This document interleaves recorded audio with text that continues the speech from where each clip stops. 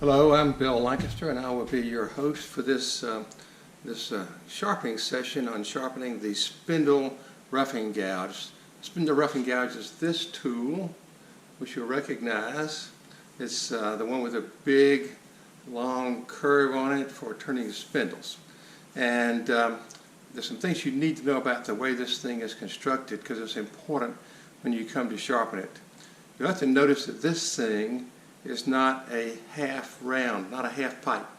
If you look at the end of it there, you'll see that it doesn't quite go 180 degrees from point to point in that curve. It's really a stamped out piece of metal like this. It's stamped out, and there's a tang here that's fairly thin. So you have to sharpen it accordingly, and you don't want to sharpen it so that you lose the corners. Those corners are important right there because you want to be able to go close to some things on your spindles. So you have to be able to be careful not to sharpen those corners into a round state. Now I'm going to show you the grinder I'm going to use today, which is a low speed grinder with a CBN wheel on it.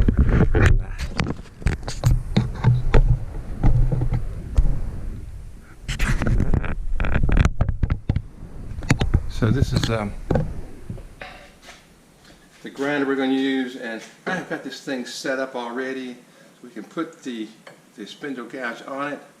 And what we're going to do is we're going to turn it like this, but you have to watch out. You cannot turn it to the vertical position.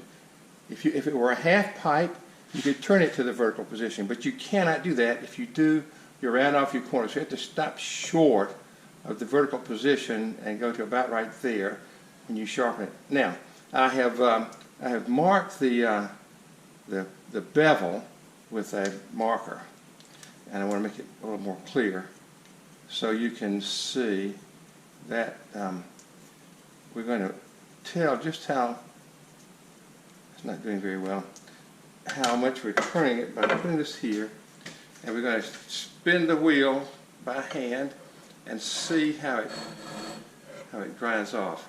Now we want it to grind from the cutting edge to the heel all the way. It's not quite right. I'm going to move it in a little bit. We'll try that again. And you can kind of feel when it's right. That's the heel, because it will feel like it turns smoothly. But this is not quite right. Let's try it. That feels pretty rough. And let's see, we're on the toe, I think. My marker's not working well.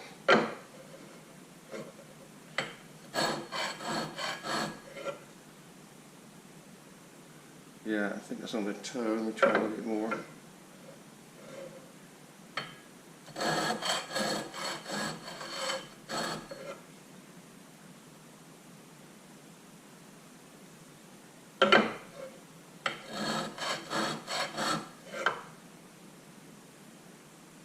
I'm on the heel. So if I'm on the heel, I've got to go out a little bit. Let's try that. Put this back in the Wolverine. Oh, this feels really smooth right there. I think we're going to have it. Yep, this is good. Okay. Tighten that up. Just not too tight. When you tighten that up, don't over tighten it. It'll strip out the threads. Now, once you start sharpen this thing, we're going to sharpen the main body of it. Always wear safety glasses, by the way, for this.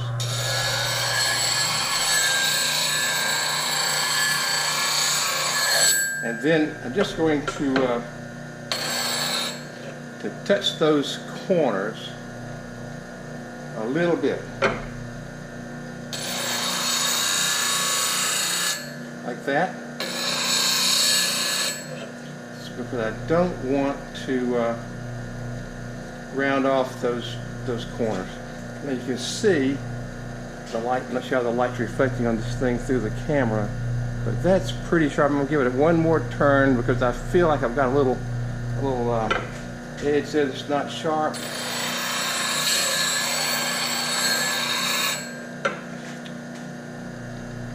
Okay. Now the way you know this is sharp is not to feel it, but to look at the cutting edge. If you look at the cutting edge, and if you see light reflected off of it, you know that it's not yet sharp. So do that, and what I'm seeing is that I've got some roughness around there, which is the burr. And if I had it, I would take my little